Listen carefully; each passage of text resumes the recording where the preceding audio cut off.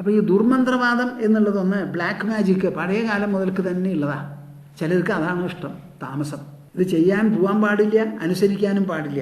ഒരാൾ ദുർമന്ത്രം കൊണ്ട് നിങ്ങളെ ഉപദ്രവിക്കാൻ സാധിക്കും എന്ന് നിങ്ങൾ വിചാരിക്കുകയാണെങ്കിൽ എല്ലാവർക്കും എല്ലാവരെയും ഉപദ്രവിച്ചുകൂടെ? ഇപ്പോൾ രാഷ്ട്രീയത്തിലൊക്കെ പരസ്പരം തോൽപ്പിക്കണമെന്ന വിചാരം. അവർക്ക് ദുർമന്ത്രം പ്രയോഗിച്ച് അമേരിക്കയിലൊക്കെ എന്തെങ്കിലും ചെയ്തൂടെ? എന്താ നിങ്ങൾ ഈ പറയുന്നത്? ഒരാളുടെ മനസ്സിൽ തോന്നുന്ന മാതിരി ബാക്കിയൊക്കെ അങ്ങോട്ട് മാറുന്ന, അതൊക്കെ തെറ്റിദ്ധാരണയാണ്. നമ്മുടെ ഉള്ളിലൊരു പരമാത്മാവുണ്ട്, അത് ഈശ്വരൻ തന്നെയാണ്. ആ പരമാത്മാവിനെ ഉള്ളിൽ വെച്ചുകൊണ്ട് ആ പരമാത്മാവിനെ ആശ്രയിക്കണോ അതോ ദുർമന്ത്രവാദികളെ പേടിക്കണോ? ഏതാ വേണ്ടേ? നിങ്ങൾ തന്നെ പറയും. അത് ദുർമന്ത്രവാദം ചെയ്തിട്ടുണ്ടെന്ന് വേറൊരാൾ പറയുക, അതിന് പരിഹാരമോ വേറെ ഒരാളാണ് ചെയ്യുക. അതിൽ നിങ്ങളെന്താ ചെയ്യണത്? നിങ്ങളൊന്നും ചെയ്യണില്ലല്ലോ. എനിക്ക് പുറമേ ഒരാളും ചെയ്തിട്ട് വേണ്ട, ഇത് ദൈവകാര്യമാണ്, ഞാൻ ദൈവത്തെ ഭജിച്ച് എനിക്കുള്ള ആപത്തുകൾ തീർത്തോളാം, ദൈവം കരുണാനിധിയാണ് എന്നൊരു തോന്നൽ നിങ്ങൾക്ക് വരില്ലേ? നല്ലത്. അത് വരണില്ല. അങ്ങനെയാണ് മനുഷ്യൻ്റെ സ്വഭാവം.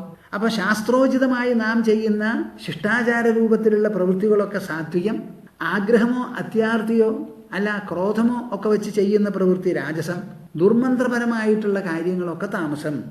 ഇനി ദീക്ഷ എന്ന് പറയുന്നത് എന്താ? നമുക്ക് വേണ്ട ഉപദേശം, അതൊരു ദീക്ഷാരൂപത്തിൽ എന്ന് വെച്ചാൽ ഒരു ഉപാസനയൊക്കെ നടത്തണമെങ്കിൽ അത് ഇന്ന പ്രകാരം ചെയ്യണം എന്ന് പറഞ്ഞ് ദീക്ഷ മേടിക്കുക. ഈ ദീക്ഷയ്ക്ക് നമ്മുടെ സാധാരണ അർത്ഥം എന്താണെന്ന് വെച്ചാൽ വെറും ഭജനയൊന്നുമല്ലാതെ ചില വ്രതങ്ങളും നിഷ്ഠകളും, അതൊക്കെ ചിട്ടയോടുകൂടി കുളിക്കുക, ഇന്നമാതിരി ചെയ്യുക, ഇന്ന സ്ഥലത്ത് കിടക്കുക, ഇന്ന ഭക്ഷണം കഴിക്കുക, അത് ഇത്ര മാസം അല്ലെങ്കിൽ ഇത്ര ആഴ്ച കഴിച്ചു കൂട്ടുക എന്നൊക്കെ ചില വ്യവസ്ഥകളുണ്ട്. അങ്ങനെ നമുക്ക് പല വിധത്തിലുള്ള ദീക്ഷകളുണ്ട്. അതിലേറ്റവും ഉത്തമമായിരിക്കുന്ന ദീക്ഷ വൈഷ്ണവ ദീക്ഷയാണ്. അത് കഴിഞ്ഞ് രാജസമായിട്ടുള്ളതോ ശാക്തേയം. ആ ശാക്തേയത്തിൽ പലതുമുണ്ട്. അർദ്ധരാത്രിക്ക് ശ്മശാനത്തിൽ ചെന്നിരുന്ന് നിങ്ങൾ ചില തപസ് ചെയ്യണം എന്ന് പറയും. ശവശരീരത്തിന് വരെ എടുത്ത് ചിലത് ചെയ്യണം എന്ന് പറയുന്ന ശാക്തമാർഗങ്ങളുണ്ട്. അതൊക്കെ രാജസത്തിൽപ്പെട്ടതാണ്. ഇനി ഭൂതങ്ങളെയും പ്രേതങ്ങളെയും ആരാധിക്കുന്നത്, മുണ്ടിച്ചെറുമി, കൊള്ളിക്കട്ടൻ, ഒറ്റമൊലച്ചി, ഇങ്ങനെ ചില ഏർപ്പാടുകളൊക്കെ ഉണ്ട്. എവിടുന്ന് കിട്ടിയാവോ അതിന്? കൊള്ളിക്കട്ടൻ, മല്ലൻ, വനദേവതകളാണ്, അങ്ങനെ ചില പേരുകളൊക്കെ പറയാറുണ്ട്. അങ്ങനെ ഭൂതങ്ങളെയും പ്രേതങ്ങളെയും ഒക്കെ ആരാധിക്കുന്ന ചില കൂട്ടർ, അതൊക്കെ താമസത്തിൽപ്പെട്ടതാണ്. ശാക്തേയന്മാര് രാജസന്മാരാണ്. സാത്വികമായി ശുദ്ധസത്വമൂർത്തിയായിരിക്കുന്ന വിഷ്ണുവിനെ ലാക്കാക്കി ചെയ്യുന്നവരൊക്കെ വൈഷ്ണവക്കാരാണ്.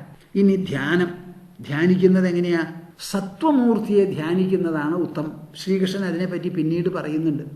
ശുദ്ധസത്വമായിരിക്കുന്ന മൂർത്തിയെ ധ്യാനിക്കുക. അതിൽ വെളുപ്പ് നിറവും ശംഖുചക്ര കഥാപത്മങ്ങളും അങ്ങനെയുള്ള കാര്യങ്ങളൊക്കെയാണ്, പിന്നീട് പറയാം അതിനെപ്പറ്റി. ലൗകിക വസ്തുക്കൾ ലഭിക്കാൻ വേണ്ടി, ആ ലാഭങ്ങൾക്ക് വേണ്ടി ലൗകികമായിരിക്കുന്ന ചില വൃത്തികളും കാര്യങ്ങളും ആലോചിച്ച് ഇങ്ങനെ കഴിഞ്ഞുകൂടുന്നതാണ് രാജസധ്യാനം. പിന്നെയോ ശത്രുക്കളെ പറ്റി ചിന്തിച്ചുകൊണ്ട് അവരെ നശിപ്പിക്കാൻ വേണ്ടി ചെയ്യുന്ന ചില കാര്യങ്ങൾ, അതും ധ്യാനവും തപസ്സും തന്നെയാണ്. അത് താമസം. മന്ത്രം ഏറ്റവും പ്രധാനപ്പെട്ട മന്ത്രം ഓംകാരമാണ്. അതിൽ നിന്ന് ജനിച്ചതാണ് ബാക്കിയുള്ള മന്ത്രങ്ങൾ മുഴുവൻ. ഓംകാരം എന്ന് പറയുമ്പോൾ ആ ഉ എന്ന് പറയുന്ന 3 സ്വരങ്ങൾ കൂടിച്ചേർന്നതാണ് ഓം എന്ന് പറയുന്നത്. നീട്ടി വലിച്ചൊന്ന് ഓംകാരം ചൊല്ലി നോക്കൂ, അതിന് വലിയ അർത്ഥമാണ്, വലിയ ഇഫക്റ്റുമാണ്. ഓ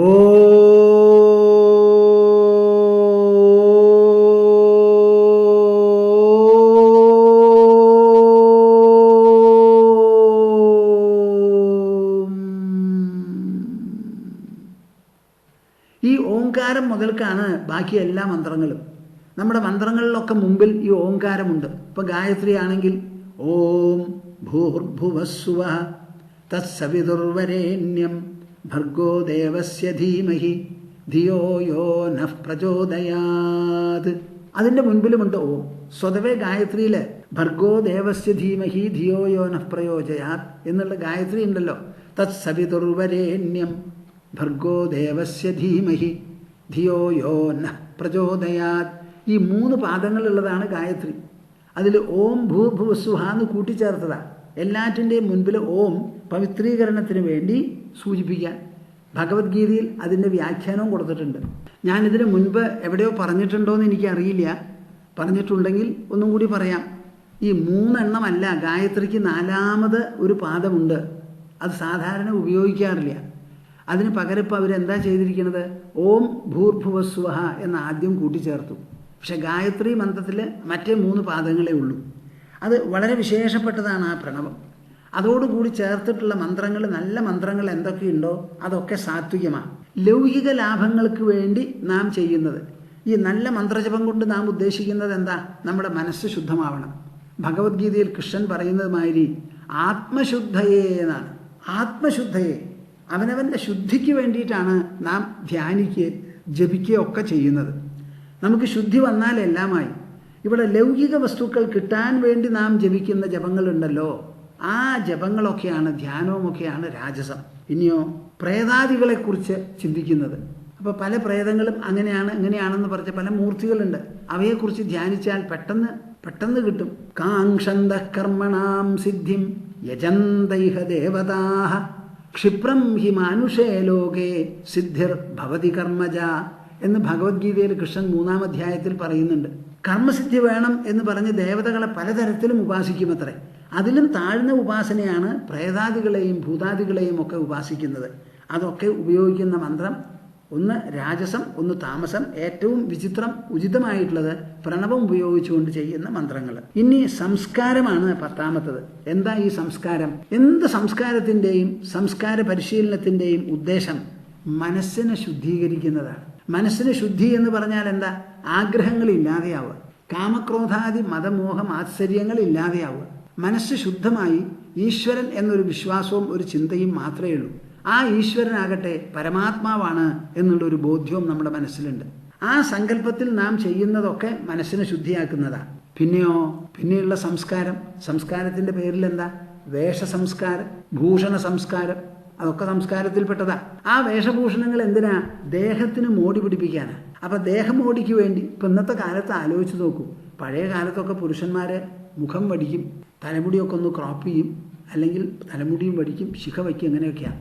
ഇന്നത്തെ കാലത്ത് അവർ എന്തൊക്കെയാണ് കാട്ടിക്കൂട്ടണേ? ഇവിടുന്ന് കുറേ മാന്തും, ഇവിടെ കുറച്ച് നിർത്തും, പിന്നെ ഇവിടെ കുറച്ച് നിർത്തും, ഇത് ഇങ്ങോട്ട് താത്തി, എന്തൊക്കെയാണ് വേണ്ടതെന്ന് അറിയില്ല. എന്താ ഇതിൻ്റെ ആവശ്യം എനിക്ക് മനസ്സിലാവണില്ല. ഒന്നിലോ നിങ്ങൾ തലമുടി വളർത്തി, അല്ലെങ്കിൽ ക്രോപ്പ് ചെയ്ത് നിർത്തും, അല്ലെങ്കിൽ തലമുടി വടിച്ചു കളയും. ഈ മുഖത്തിലുള്ളത് ഒന്നിലോ വളർത്തും, അല്ലെങ്കിൽ അത് വടിക്കും. ആ വടിക്കുന്നതിൽ ഇവിടെ ഒരു ഇത്തിരി, ഇതെന്തത്? പക്ഷെ അതാണല്ലോ മനുഷ്യർക്ക് കമ്പം. ഇതൊക്കെ രാജസത്തിൽ നിന്ന് വരണതാണ്. ഞാൻ പലപ്പോഴും ആലോചിക്കും, ഇവിടെ കുറച്ച് നിർത്തും, ഒരു നാണമില്ല അവർക്ക്. അതാണ് ഇപ്പോൾ പരിഷ്കാരം. അപ്പോൾ കാട്ടിയത് കണ്ട് കഴിവുമ്പോൾ കയറുക എന്ന് പറഞ്ഞാൽ അങ്ങനെ തന്നെയാണ്. ഇങ്ങനെ ഒന്ന് ചെയ്തതുകൊണ്ട് എന്താ പ്രയോജനം? അതവിടെ ഒഴിവാക്കി ഷെയ്വ് ചെയ്യാനൊക്കെ വലിയ ബുദ്ധിമുട്ടാണെന്നാണ് എനിക്ക് തോന്നുന്നത്. ഞാനത് ചെയ്തിട്ടില്ല. അപ്പോൾ ദേഹത്തിന് മോടി പിടിപ്പിക്കുക. പിന്നെയോ പ്രവൃത്തിയിൽ വെച്ച് ഏറ്റവും മോശം എന്താ? അഴുക്ക് സാധനങ്ങളൊക്കെ നീക്കുക എന്ന് പറയുന്നത്. അപ്പം ഞാനിത് പറഞ്ഞാൽ വലിയ വിഷമവും. നോക്കൂ, ഒരു മനുഷ്യൻ്റെ തൊഴിൽ എന്ത് തൊഴിലാന്നുള്ളത് വളരെ പ്രധാനമാണ്. വെളുത്തത് വെളുപ്പിക്കുക എന്നുള്ളതൊന്നുണ്ട്, അഴുക്ക് കളഞ്ഞു കൊടുക്കുക എന്നുള്ളത് വേറൊരു തൊഴിലുണ്ട്. അതൊക്കെ താമസത്തിൽപ്പെട്ടതാണ്. താമസത്തിൽപ്പെട്ടു എന്ന് പറഞ്ഞാൽ അതിനെ ധിക്കരിക്കുകയോ അതിന് സ്ഥാനമില്ലാതെയാക്കുന്നോ ഇല്ല. ആ പ്രവൃത്തികളൊക്കെ അങ്ങനെ തരം തിരിച്ച് പറഞ്ഞിരിക്കുകയാണ്. ആഗമം, ജലം, പ്രജകൾ, സ്ഥലം, സമയം, പ്രവൃത്തി, ദീക്ഷ, ധ്യാനം, മന്ത്രം, സംസ്കാരം, ഇങ്ങനെ 10 കാര്യമാണെന്നാണ് പറയുന്നത്. ഈ 10 കാര്യങ്ങളെ വെച്ചുകൊണ്ട് വേണം സാത്വികമായിരിക്കുന്ന ഉപാസന നടത്താൻ. അതിൽ തിരഞ്ഞെടുത്തോളൂ ഏതാണ് സാത്വികം, ഏതാണ് രാജസം, ഏതാണ് താമസം. ആ രാജസവും താമസവും ഒഴിവാക്കി സാത്വികമായിരിക്കുന്ന കാര്യങ്ങൾ കൈക്കൊള്ളാനും അംഗീകരിക്കാനും പിന്തുടരാനും നിങ്ങൾ പരിശ്രമിക്കണം. തത്തത് സാത്വികമേവൈഷാം യദ്യത് വൃദ്ധാഃ പ്രചക്ഷതേ നിന്ദന്തി താമസം തത്തത് രാജസം തതുപേക്ഷിതം. ഇത് വിശദമായി പറഞ്ഞു. ഇനി പ്രാവർത്തിക രൂപത്തിൽ എന്താ പറയുക? എല്ലാവരും ഈ അറിവുള്ളവരാണെന്ന് വരില്ലേ? ഓരോരുത്തരും ഈ ഭഗവത്ഗീതയിൽ ഏകാദശ സ്കന്ധത്തിൽ 11-ാം അധ്യായം ഈ ശ്ലോകങ്ങളൊക്കെ വായിച്ച് മനസ്സിലാക്കി ഏതെങ്കിലും ഒരു കുടുംബത്തിൽ അച്ഛനമ്മമാർക്ക് കുട്ടികളെ വളർത്താൻ പറ്റുമോ? പറ്റില്ല. നമ്മുടെ രാജ്യം, നമ്മുടെ പ്രജകൾ വളരെ പഴക്കമുള്ളവരാ. അനാദികാലം മുതൽക്കാണ് ഇവിടെ വേദം നിലനിന്ന് പോരുന്നത്. അപ്പം ഇവിടെ കാലപ്പഴക്കം കൊണ്ട് പലരും ഈ കാര്യങ്ങൾ മനസ്സിലാക്കിയവരുണ്ട്. ബഹുഭൂരിപക്ഷം ജനങ്ങൾ ഇത് അറിഞ്ഞു എന്ന് ഞാൻ പറയുന്നില്ല. എവിടെ പോയാലും എനിക്ക് പലരും എഴുത്തയക്കുന്നുണ്ടല്ലോ. അതിൽ വീട്ടമ്മമാർ, വയസ്സായവർ എഴുത്തയക്കുന്നു. അതിൽ അവർ ഉപയോഗിക്കുന്ന ചില വാചകങ്ങളും ചില ഖണ്ഡികകളും ഉണ്ടല്ലോ, എന്നെ വളരെയധികം ആസ്വദിപ്പിക്കുന്നതാണ്. അതിലവർ ചില കാര്യങ്ങളൊക്കെ പറയുന്നുണ്ട്. ആ പറയുന്നതിൽ നിന്ന് മനസ്സിലാവാം ഇവർക്ക് എങ്ങനെയാണ് ഇങ്ങനെയുള്ള സംസ്കാര ധ്വനികൾ കിട്ടിയതെന്ന്. എല്ലാവരുടെ ഉള്ളിലും ഉണ്ട് വിശേഷപ്പെട്ട ചില സമ്പത്ത്. അതാ വീട്ടിൽ നിങ്ങൾ ആരും വിചാരിക്കരുത് ഞാൻ വലിയ അറിവാളിയാണെന്ന്. നിങ്ങൾ ഒരൊറ്റ ആളും വിചാരിക്കരുത്. അറിവ് എന്ന് പറയുന്നത് ഒരാളുടെ കുത്തകയൊന്നുമല്ല. നമ്മുടെ രാജ്യത്തിൽ തേടി നടന്നാൽ പല കാര്യങ്ങളും. ഒരു അമ്മ എനിക്ക് എഴുതിയിരിക്കുകയാണ്, ഒരു സ്ത്രീ. എത്ര ശ്ലോകങ്ങളാണ് അതിൽ എഴുതിയിരിക്കണേ. ആ ശ്ലോകങ്ങൾ ചിലത് ഞാൻ കണ്ടിട്ട് പോലുമില്ല, അവരത് എഴുതിയിട്ടുണ്ട്. അപ്പം നമ്മുടെ സംസ്കാരം എന്ന് പറയുന്നത് വളരെ പടർന്നു പിടിച്ചതാണ്. അതിൻ്റെ വേരുകൾ എവിടെ കിടക്കണേന്ന് പറയാൻ പറ്റില്ല. തത്തത് സാത്വികമേവൈഷാം യദ്യത് വൃദ്ധാഹ പ്രചക്ഷതേ. വൃദ്ധാഹ പ്രായമായവർ, വയോവൃദ്ധന്മാർ, പ്രചക്ഷതേ സ്തുതിക്കുന്നു, ആദരിക്കുന്നു, പ്രകീർത്തിക്കുന്നു.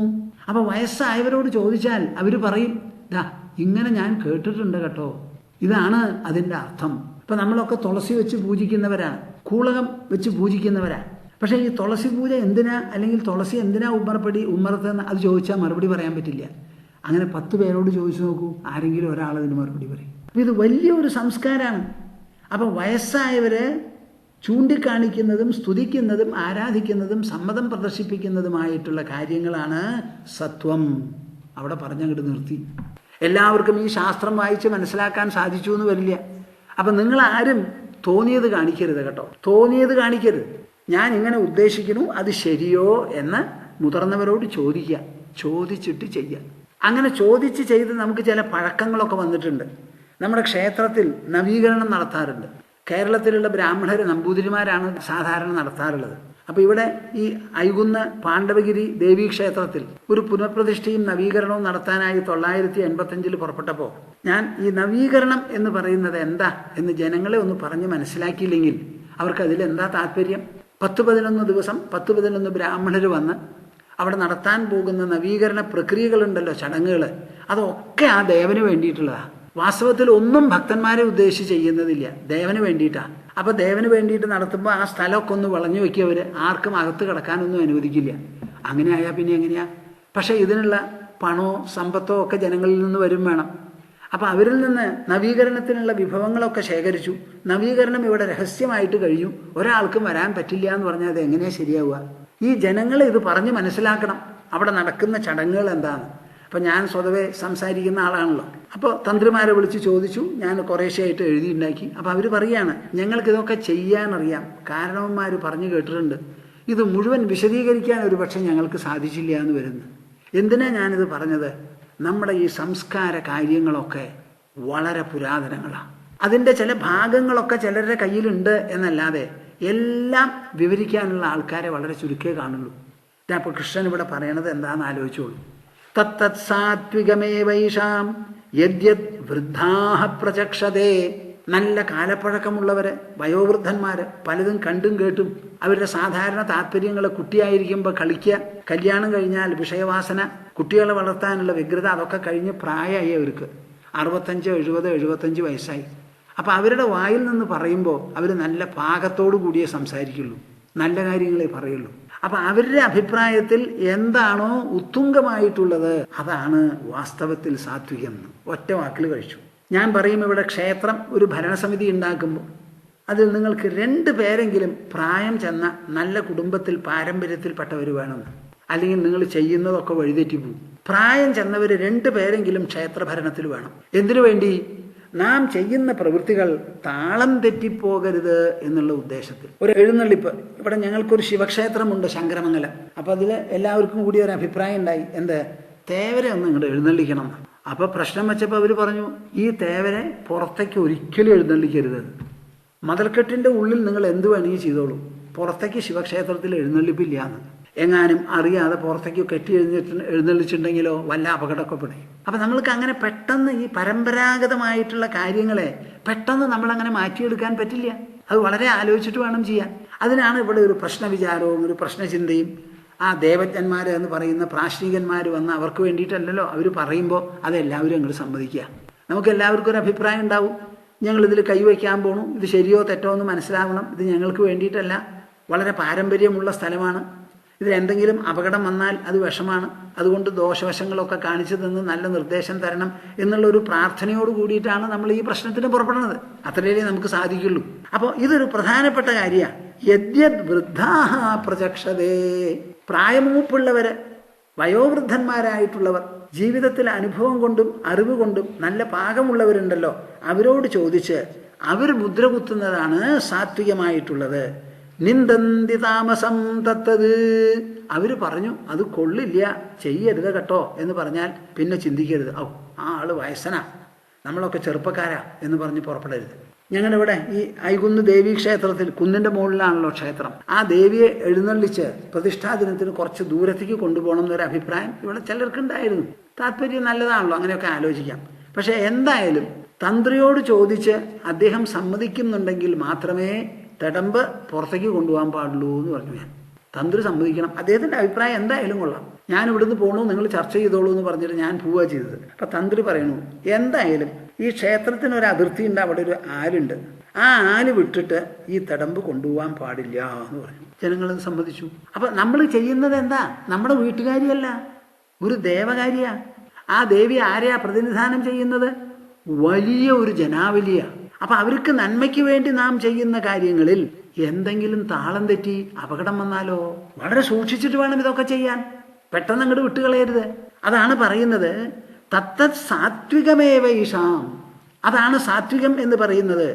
യദ്യത് വൃദ്ധാഹ പ്രചക്ഷതേ, അറിവുള്ളവരും പഴക്കമുള്ളവരും ഏതേത് കാര്യങ്ങൾ സാത്വികം നല്ലത് എന്ന് പറയുന്നുവോ അതാണ് സാത്വികം. അവരെ നിഷേധിക്കുന്നതോ നിന്ദിക്കുന്നതോ താമസം. അവർ ഉപേക്ഷിച്ചിട്ടുള്ളത് രാജസവും. രാജസം തതുപേക്ഷിതം. അതെ, എന്ത് പറഞ്ഞാലും നമുക്കത് വേണ്ട എന്ന് പറയുമ്പോൾ കൂടുതൽ ആലോചിക്കാൻ പോണ്ട, എന്തുകൊണ്ട് വേണ്ട എന്ന് അന്വേഷിക്കേണ്ട. നിങ്ങൾക്കിതിൻ്റെ മുഴുവൻ അർത്ഥവും കാരണവും കണ്ടുപിടിക്കാൻ സാധിച്ചു എന്ന് വരില്ല.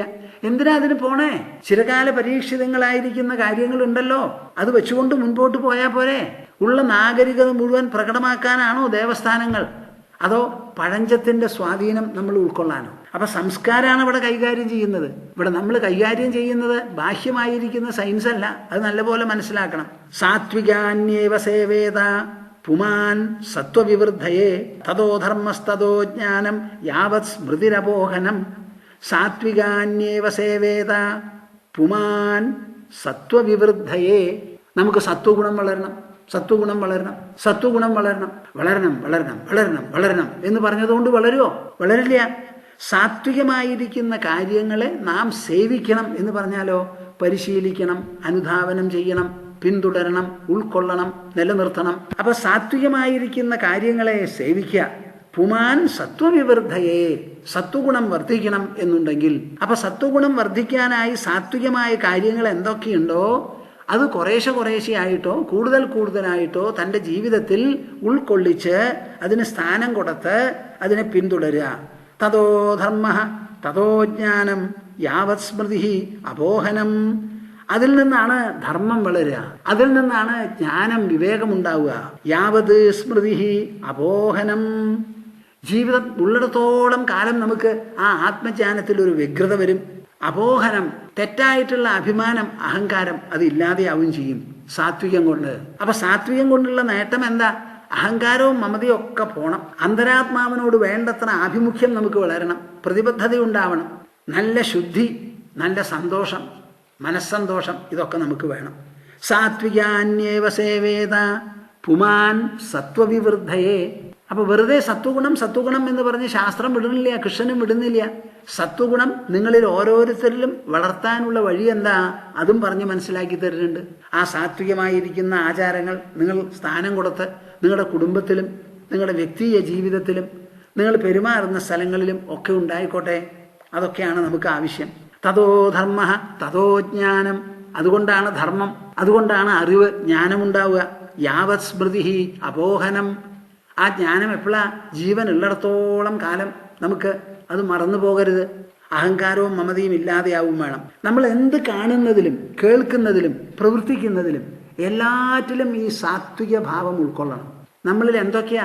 ജ്ഞാനേന്ദ്രിയങ്ങളിലൂടെയാണ് ഉള്ളിലേക്ക് പ്രവേശനം, കർമ്മേന്ദ്രിയങ്ങളിലൂടെയാണ് പുറത്തേക്കുള്ള പ്രകടനം. മനസ്സിലാവുന്നുണ്ടോ നിങ്ങൾക്ക് ഞാൻ പറയുന്നത്? നമ്മുടെ ശരീരമുണ്ടല്ലോ, ഒരു സംഘാതമാണത്. ആ സംഘാതത്തിൽ എന്തൊക്കെയുണ്ട്? ആദ്യമായിട്ട് ബാഹ്യ ശരീരം, മാറ്റർ, എനർജി, അഗ്രിഗേറ്റ്. ആ ശരീരത്തിൽ 5 ഇന്ദ്രിയങ്ങളാണ് ജ്ഞാനേന്ദ്രിയങ്ങൾ. ഇത് മുഴുവനും ഉള്ളിലേക്ക് പ്രവേശിപ്പിക്കുന്നതാ. അപ്പോൾ ഈ ലോകത്തിനെ മുഴുവൻ ഞാൻ അറിയുന്നത് ഈ ഇന്ദ്രിയങ്ങൾക്ക് ഈ ലോകം പ്രവേശിക്കുമ്പോഴാണ്. നിങ്ങൾ സംസാരിച്ചത് എൻ്റെ ചെവി കേൾക്കുന്നു. കേൾക്കാനായി എൻ്റെ ചെവി നിങ്ങളുടെ അടുക്കിലേക്ക് വരുന്നില്ല. നിങ്ങളുടെ ശബ്ദം സഞ്ചരിച്ച് കർണപുടങ്ങളിൽ പതിഞ്ഞ് ഉള്ളിലേക്ക് പോവുകയാണ്. അതുമാതിരി പ്രകാശകിരണങ്ങൾ വസ്തുക്കളിൽ നിന്ന് പ്രതിബിംബിച്ച് കണ്ണിൽ വന്ന് കോർണിയയിൽ കൂടി ഉള്ളിലേക്ക് പോയി മനസ്സിലാണ് ഒരു ഛായാരൂപീകരണം നടക്കുന്നത്. അപ്പം നമ്മുടെ 5 ഇന്ദ്രിയങ്ങൾ അകത്തേക്ക് പ്രവേശിപ്പിക്കാനാണ്, കർമ്മേന്ദ്രിയങ്ങൾ പുറത്തേക്ക് പ്രവർത്തിപ്പിക്കാനുള്ളതാണ്. അങ്ങനെ കാണുന്നതിലും കേൾക്കുന്നതിലും പിന്നെ ബാക്കി ഇന്ദ്രിയങ്ങൾ കൊണ്ട് ചെയ്യുന്ന പ്രവർത്തിക്കുന്നതിലും ഇതിലെല്ലാറ്റിലും സാത്വിക സ്വഭാവം നമ്മൾ കൊണ്ടു നടക്കണം. എന്ന് പറഞ്ഞാൽ എന്താ കാര്യം? ഐശ്വരം എന്ന് പറഞ്ഞാൽ ഈശ്വരൻ്റെ വിശേഷണ ശബ്ദമാണ്. ഈശ്വരീയമായിരിക്കുന്ന കാര്യങ്ങൾ കാണുക. അപ്പം നിങ്ങളുടെ വീട്ടിൽ എന്ത് വേണം? എവിടെ നോക്കിയാലും നിങ്ങളുടെ പടങ്ങളോ നിങ്ങളുടെ പൂർവികരുടെ പടങ്ങളോ ആയാൽ പോരാ. നമ്മുടെ എല്ലാവരുടെയും പൂർവികനൊരു ഈശ്വരനുണ്ട്. ആ ഈശ്വരന് ചില പടങ്ങളും അവിടെ ഉണ്ടാവട്ടെ, കുട്ടികൾ കാണട്ടെ. നിങ്ങൾക്കൊരു പക്ഷേ അത് വേണ്ടാന്ന് തോന്നാം, വിരോധമില്ല. പക്ഷേ കുട്ടികൾക്ക് അപ്പോൾ ഒരു പൂജാമുറി ഉണ്ടാക്കുക. പൂജാമുറി അല്ലാത്ത സ്ഥലത്തും നമുക്ക് പറ്റിയിട്ടുള്ള പടങ്ങൾ വെച്ച് കൊടുക്കുക. ഏത് പടങ്ങൾ കണ്ടാലാണോ ഈശ്വരീയമായിരിക്കുന്ന ഒരു ഭാവം, ഒരു പ്രതികരണം നമ്മുടെ മനസ്സിലുണ്ടാവുക, അത്. ഞാൻ മലേഷ്യയിൽ ചെന്നു. അപ്പോൾ അവിടെ ധർമ്മരത്നം എന്നൊരു പേര് എൻ്റെ മനസ്സിൽ ഓർമ്മ ശരിയാണെങ്കിൽ അദ്ദേഹത്തിന് അവിടെ ചെല്ലുണ്ടായി. ഏതോ ഒരു സ്ഥലത്ത് ചെന്നിട്ട് അവിടെ ചെന്നപ്പോൾ അവരൊക്കെ ശൈവഭക്തന്മാരാണ്, സിലോണുകാർ. പക്ഷെ അദ്ദേഹത്തിൻ്റെ വീട്ടിൽ ധാരാളം കൃഷ്ണൻ്റെ പടങ്ങളുണ്ട്. ഞാൻ ചോദിച്ചു, നിങ്ങൾ ശിവഭക്തന്മാരാണല്ലോ, എന്താ ഈ കൃഷ്ണൻ്റെ പടം വെച്ചിരിക്കുന്നത്? എനിക്ക് കൃഷ്ണനെ ഇഷ്ടമാണ്. ഞാൻ ഈ പടങ്ങൾ ഇങ്ങനെ ചുമരിൽ വെച്ചിട്ടേ ഉള്ളൂ. ഇത് കണ്ടിട്ടും കേട്ടിട്ടും എൻ്റെ കുട്ടികൾക്ക് ധാരാളം കൃഷ്ണഭക്തി ഉണ്ടാവുന്നുണ്ട്. കേട്ടോ നിങ്ങൾ ഞാൻ പറയണത്? അപ്പം എങ്ങനെയാണ് ഈ സത്വഗുണം വളരുക എന്ന് ചോദിച്ചാൽ, സത്വഗുണം വളർത്തിയെടുക്കാനുള്ള ചില മാധ്യമങ്ങളൊക്കെ നിങ്ങൾ ഉപയോഗിക്കണം. അപ്പോൾ ആ സാത്വികമായിരിക്കുന്ന ദർശനം നിങ്ങളുടെ കുട്ടികൾക്കും കുടുംബാംഗങ്ങൾക്കും കൊടുക്കണം. അതിനുള്ള പടങ്ങൾ അവിടെ വേണ്ടതുപോലെ തൂക്കുക.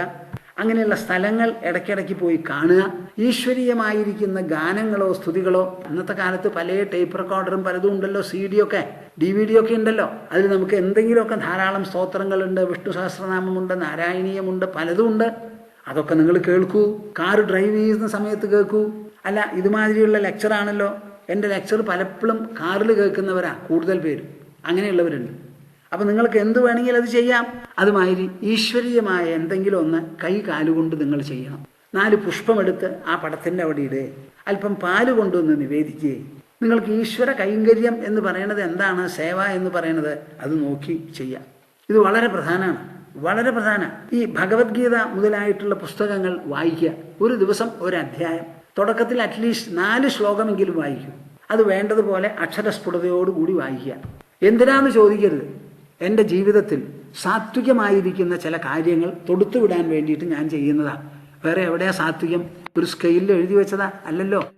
ഭഗവത്ഗീത എന്ന് പറഞ്ഞാൽ 5000 കൊല്ലമായി നമ്മെ സംബന്ധിച്ചിടത്തോളം എഴുതിയുണ്ടാക്കിയിട്ട് ലോകത്തിൽ എത്രയോ ഭാഷകൾക്ക് തർജ്ജമ ചെയ്തിട്ടുള്ളതാണ്.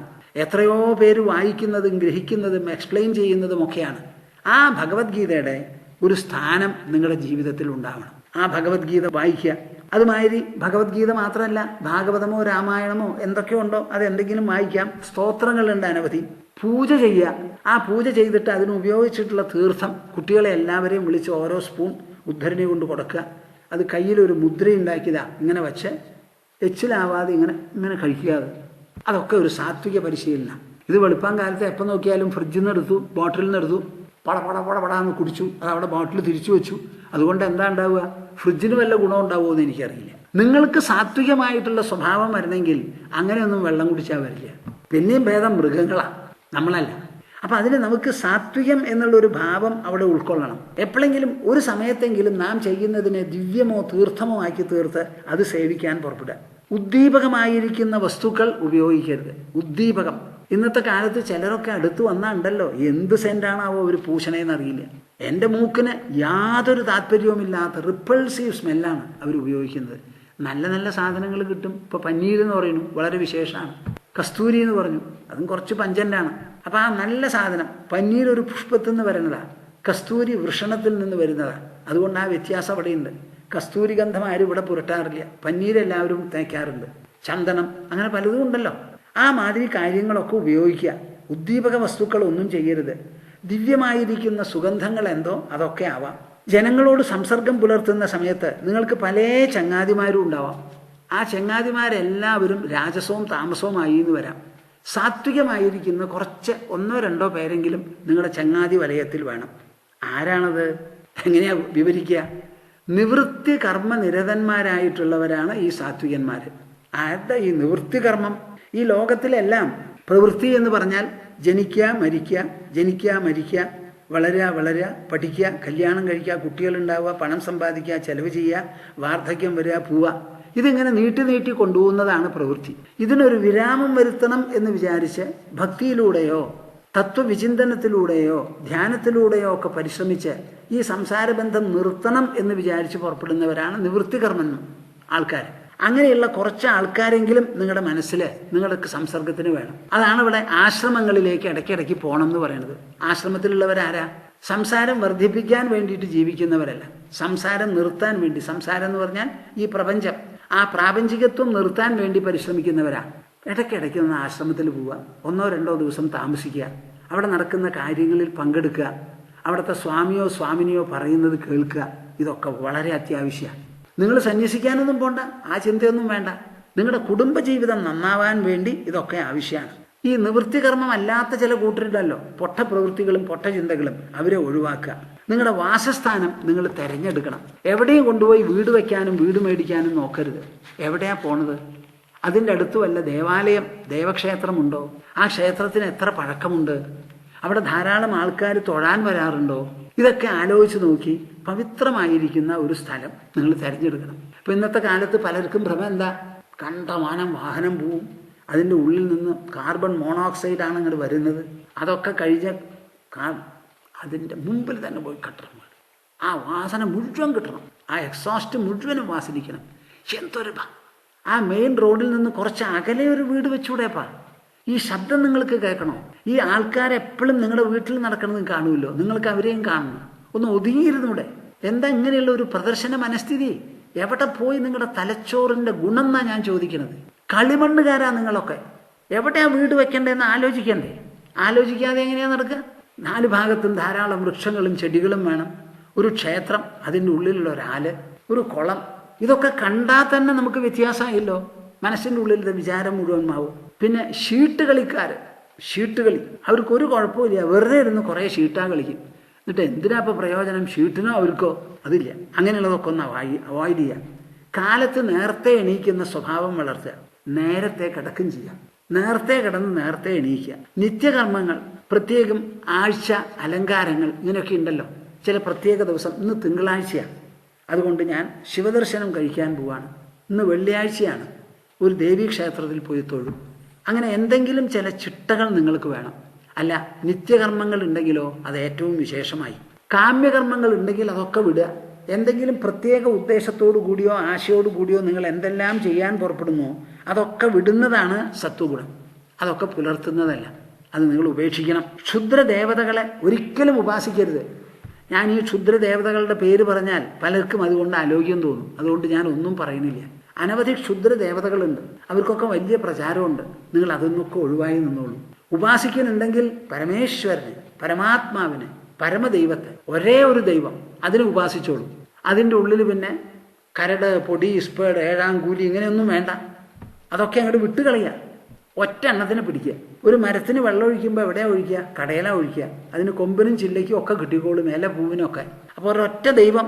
അനന്യാശ്ചിന്തയന്തോ മാം യേ ജനാഃ പര്യുപാസതേ തേഷാം നിത്യാഭിയുക്താനാം യോഗക്ഷേമം വഹാമ്യഹം. ഞാനിത് എന്തിനാ പറയണത്? സാത്വികോപാസയാ, സത്വഗുണത്തിനെ ഉപാസിക്കണം എന്നുള്ളതാണ് ഇവിടെ പ്രധാനപ്പെട്ട കാര്യം. ആ സത്വഗുണം എവിടുന്നൊക്കെ നമുക്ക് കിട്ടും എന്നുള്ളതാണ്. ഇതിൽ അനവധി ശിഷ്ടാചാരങ്ങളുണ്ട് ഇവിടെ. എന്തൊക്കെ ഞാനിവിടെ പറഞ്ഞു. എവിടെ താമസിക്കണം, എങ്ങനത്തെ ചങ്ങാതിമാർ വേണം, ആരാണ് നല്ലവർ, ഏതാണ് നല്ല സ്ഥലം, നമ്മുടെ ശീലങ്ങൾ എന്തെല്ലാം വേണം, ചൂതുകളി, പന്തയക്കളി, ഇതൊക്കെ വേണോ വേണ്ടയോ, ഇങ്ങനെ പല കാര്യങ്ങളാണ് ഇവിടെ പറയുന്നത്. കാമ്യകർമ്മങ്ങൾ ചെയ്തുകൂടാ. ഈശ്വരനെ എത്ര വേണമെങ്കിൽ നിങ്ങൾക്ക് ഉപാസിക്കാം. സാധാരണ നിങ്ങൾ ഈശ്വരനെ സ്തുതിക്കും, ഭജിക്കും, ക്ഷേത്ര ദർശനം നടത്തും. ഉപാസന എന്ന് പറയുമ്പോൾ അടുത്ത് കുറച്ചു നേരം ഈശ്വരൻ്റെ ഇരിക്കുക എന്നർത്ഥം. ഉപാന്ന് വെച്ചാൽ സമീപേ, അവരാസനത്തിൽ ഇരിക്കുക എന്ന് പറഞ്ഞാൽ ഉപാസന നടത്തുന്നവൻ 5 മിനിറ്റും 10 മിനിറ്റും കൊണ്ട് അവസാനിപ്പിക്കില്ല. അയാൾ സ്വന്തമായിട്ടൊരു പൂജ ചെയ്യും, അല്ലെങ്കിൽ ഒരു സ്തുതി നടത്തും, അല്ലെങ്കിൽ ഒരു കീർത്തനം നടത്തും. ചുരുങ്ങിയതൊരു 1 മണിക്കൂറോ 1.5 മണിക്കൂറോ ഒക്കെ സമയം അതിനെടുക്കും. അപ്പോൾ ഈശ്വരൻ്റെ തൊട്ടടുത്ത് ചെന്നിരുന്ന് ഒരു 1/4 മണിക്കൂറോ 1 മണിക്കൂറോ ചെലവ് ചെയ്യുക എന്നുള്ള അർത്ഥത്തിലാണ് ഉപാസന എന്ന് പറയുന്നത്. അത് വെറും പൂജയോ നാമജപമോ അല്ല, കീർത്തനമോ അല്ല. അതിനൊരു ചിട്ട വേണം. ബാക്കിയുള്ളതൊക്കെ വിട്ട് ചമ്രം പഠിച്ചിരിഞ്ഞ്. പക്ഷെ പാട്ട് പഠിക്കുന്നവരുണ്ടല്ലോ, അവർ സാധകം ചെയ്യണത് എങ്ങനെയാണ്? മണിക്കൂറുകളോളം സാധകം ചെയ്യുന്നവർക്ക് ആ മണിക്കൂറുകളോളം ചെയ്യുന്ന സാധനയ്ക്ക് ആരും അടുത്ത് വേണ്ട. അവരുടെ തമ്പൂരാണെങ്കിൽ തമ്പൂരും മീട്ടിക്കൊണ്ട് ഇങ്ങനെ കണ്ണടച്ച് പാടിക്കോളും അവർ. അതൊക്കെയാണ് ഉപാസന എന്ന് പറഞ്ഞാൽ. ഉപാസന എന്ന് പറയുന്നത് പൂജയേക്കാൾ വളരെയധികം മേലെയുള്ള ഒരു സ്ഥാനത്തിൽപ്പെട്ടതാണ്. അങ്ങനെ ഈശ്വരോപാസന നിങ്ങൾ വളർത്തണം. ആ ഉപാസന നടത്തണമെങ്കിൽ നമുക്കതിനൊരു ദീക്ഷ ആവശ്യമാണ്. ആരെയാ ഉപാസിക്കുക? എങ്ങനെയാ ഉപാസിക്കുക? അതിലെന്തൊക്കെയാണ് ചിട്ടകൾ? അതിന് വെള്ളം വേണോ? പൂ വേണോ? അക്ഷതം വേണോ? സാമ്പ്രാണിയും കർപ്പൂരവും വേണോ? ഇതൊക്കെ ഒന്ന് അറിയണ്ടേ? അപ്പം ആരുടെ അടുത്തെങ്കിലും പോയിട്ട്, നല്ല അറിവുള്ളവരുടെ അടുത്ത്, ഭക്തന്മാരുടെ അടുത്ത് പോയി ഒരു ദീക്ഷ മേടിക്കുക. അതിന് വിരോധമില്ല. ഈ സ്തുതികൾ പലതും നിങ്ങൾക്ക് ചൊല്ലാം. ഏറ്റവും നല്ല സ്തുതികൾ എന്താ? നമ്മളുടെ മനസ്സിൽ ശുദ്ധിയും വിശ്വാസവും ധാരാളം തൊടുത്തു വിടുന്ന സ്തുതികളാവണം. മനസ്സിലുള്ള അശുദ്ധികളെ ചൂണ്ടിക്കാണിക്കുന്നതും ശുദ്ധിയെ ഇന്നതാണെന്ന് പറഞ്ഞ് ഊന്നി ഉറപ്പിക്കുന്നതുമായ പല സ്തോത്രങ്ങളുമുണ്ട്. അത് ധാരാളം ചൊല്ലൂ. നിങ്ങളുടെ സാധനയെ തന്നെ അതിൻ്റെ നീളം കണ്ടത് കുറച്ചു തരും. കാണാപ്പാഠം പഠിച്ചു കഴിഞ്ഞാൽ കൂടെ നിങ്ങളുടെ കൂടെയായി. അത് വളരെ വിശേഷമാണ്. ഭാഗവതത്തിൽ വേണ്ട സ്തുതികളുണ്ട്. ശ്രീമദ് ഭാഗവതത്തിലുള്ള സ്തുതികളൊക്കെ വളരെ മെറ്റഫിസിക്കൽ ആൻഡ് ഫിലോസോഫിക്കലാണ്. ധാരാളം സ്തുതികളുണ്ട് അതിൽ. പ്രഹ്ലാദൻ്റെ സ്തുതി, ധ്രുവൻ്റെ സ്തുതി, ബ്രഹ്മാവിൻ്റെ സ്തുതി, വേദങ്ങൾ തന്നെ സ്തുതിക്കുന്ന ശ്രുതിഗീത എന്നൊരു ഭാഗമുണ്ട്. ഇങ്ങനെ പല തരത്തിലുള്ള സ്തുതികളുമുണ്ട്. ആ നല്ല സ്തുതികളിൽ നിങ്ങൾക്ക് പിടിക്കുന്ന നല്ല ഭാഗങ്ങളെടുത്ത് അവനവന് പ്രത്യേകിച്ചും ഉപയുക്തമാണെന്ന് തോന്നുന്നത് നിങ്ങളെല്ലാവരും ചൊല്ലിത്തുടങ്ങൂ. അത് വളരെ വിശേഷമാണ്. ക്ഷേത്രം ദർശിക്കുക, ഉത്തമമായ പ്രാർത്ഥന, വഴിപാട് ഒക്കെ ആവാം. ക്ഷേത്രത്തിൽ പോയി ദർശിച്ചോളൂ. തൊഴുക, നമസ്കരിക്കുക, പ്രദക്ഷിണം വയ്ക്കുക, കയ്യിലുള്ളത് ഭണ്ഡാരത്തിലിടുക. ഏറ്റവും നല്ലത് ഭഗവാനോട് ഒന്നും പറയാതെ ഇരിക്കുക. അയ്യോ എനിക്ക് അത് വേണേ, ഇത് വേണേ, എൻ്റെ മോളുടെ പരീക്ഷയാണേ, ഇതൊക്കെ കാമ്യകർമ്മമാണ്. ഭഗവാനോട് അതൊന്നും പറയണ്ട. പക്ഷേ നിങ്ങൾ അവിടെ പോണം. എൻ്റെ ഈശ്വര ഈശ്വര ഈശ്വര ഇത് പറയുമ്പോൾ പിന്നെ എന്തിനാ വേറെ പറയുന്നത്? ഈശ്വര ഈശ്വര എന്ന് പറയുന്ന ഒരാളുടെ മനസ്സ് എത്ര പവിത്രമായി. അവിടെ നിന്ന് അങ്ങോട്ട് ഒന്ന് കൂട്ടിച്ചേർക്കുമ്പോഴോ ആ പവിത്രത അങ്ങോട്ട് പോവുക ചെയ്യുക. വേണ്ടി വന്നാൽ നിങ്ങൾ ഈശ്വരൻ്റെ പേരിൽ തന്നെ പുഷ്പാഞ്ജലി നടത്താൻ പറയും. ലോകം മുഴുവനും സന്തോഷിച്ച് എല്ലാവരെയും അനുഗ്രഹിക്കണേ എൻ്റെ പൊന്നു ഭഗവാനെ എന്ന് പറഞ്ഞൊരു പുഷ്പാഞ്ജലി നടത്തിയാൽ അതിനാണോ കൂടുതൽ ഫലം? അതോ എൻ്റെ മകളുടെ പിറന്നാളാണ് മറ്റന്നാൾ, ആ മറ്റന്നാളത്തെ പിറന്നാളിന് എന്ന് പറഞ്ഞ് കഴിക്കണതോ? രണ്ടാമത്തത് ഇടുങ്ങിയ മനസ്സാണ്, മറ്റത് വിശാല മനസ്സാണ്. ആ വിശാല മനസ്സിനാണ് കൂടുതൽ അനുഗ്രഹങ്ങൾ കിട്ടുക. അപ്പോൾ ഉത്തമമായ പ്രാർത്ഥന, നല്ല നല്ല വഴിപാട്, ഇതൊക്കെ നിങ്ങൾക്കാവാം. ഒരു കാര്യം വളരെയധികം ശ്രദ്ധിച്ച് മനസ്സിലാക്കിക്കോളൂ. ഞാൻ എപ്പോഴും ഊന്നി പറയുന്ന ഒരു കാര്യം, എന്ത് തുറയിലായാലും ശരി, വളർച്ച ഉള്ളിൽ നിന്ന് പുറത്തേക്കാണ്. പുറമേ നിന്ന് ഉള്ളിലേക്ക് ഒരു വളർച്ചയില്ല. നിങ്ങളുടെ ശരീരം 21 വയസ്സോടുകൂടി അതിൻ്റെ വളർച്ച അവസാനിപ്പിച്ചു കഴിഞ്ഞു. അവിടെ നിങ്ങളുടെ അത് ക്ഷയിച്ചുകൊണ്ടിരിക്കുകയാണ്. ഇനി വളരാനുള്ളത് നിങ്ങളുടെ മനസ്സും ബുദ്ധിയുമാണ്. ആ മനസ്സും ബുദ്ധിയുമാണ് ഈ ശരീരത്തെ വിനിയോഗിക്കുന്നത്. കണ്ണായാലും മൂക്കായാലും ജ്ഞാനേന്ദ്രിയമായാലും കർമ്മേന്ദ്രിയമായാലും ഇത് ഓരോന്നും പ്രവർത്തിക്കുന്നത് മനസ്സ് വിനിയോഗിച്ചിട്ടാണ്. മനസ്സിന് ഗുണദോഷങ്ങൾ പറഞ്ഞ് മനസ്സിലാക്കി ദിശ നൽകുന്നത് ബുദ്ധിയാണ്. അപ്പം മനുഷ്യൻ നന്നാവുക എന്ന് പറഞ്ഞാൽ മനസ്സും ബുദ്ധിയുമാണ് അതിൻ്റെ ഘടകങ്ങൾ. നമ്മുടെ മനസ്സിലേക്കും ബുദ്ധിയിലേക്കും നിങ്ങൾ നല്ല നല്ല കാര്യങ്ങൾ വേണം കടത്തിവിടാൻ. ആ കാര്യങ്ങൾ നല്ലത് എന്തൊക്കെയാണെന്നുള്ളതാണ് ഇത്ര നേരമായിട്ട് വിവരിച്ചത്. കേൾക്കുന്നുണ്ടോ? നിങ്ങൾ ശ്രദ്ധിക്കുന്നുണ്ടോ? നല്ല പോലെ ശ്രദ്ധിച്ച് കേൾക്കൂ. നല്ലത് കടത്തിവിടണം. എല്ലാ ദർശന ശ്രവണങ്ങളും നന്നാവണം. അതിനൊരു സ്ഥാനം കൊടുത്തേ തീരുള്ളൂ. എന്തിനാ ഞാനിതൊക്കെ പറയണത്? സാത്വികോപാസയാ സത്വം തതോ ധർമ്മ പ്രവർത്തതേ എന്ന് കൃഷ്ണൻ പറഞ്ഞല്ലോ. സാത്വികമായ കാര്യങ്ങളെ ഉപാസിക്കുന്നത് വഴി മാത്രമേ ധർമ്മം നമ്മളിൽ സജ്ജമായിരിക്കുള്ളൂ, കാര്യക്ഷമമായി ക്രിയാത്മകമായിരിക്കുള്ളൂ. അതിനു വേണ്ടിയിട്ടാണ്.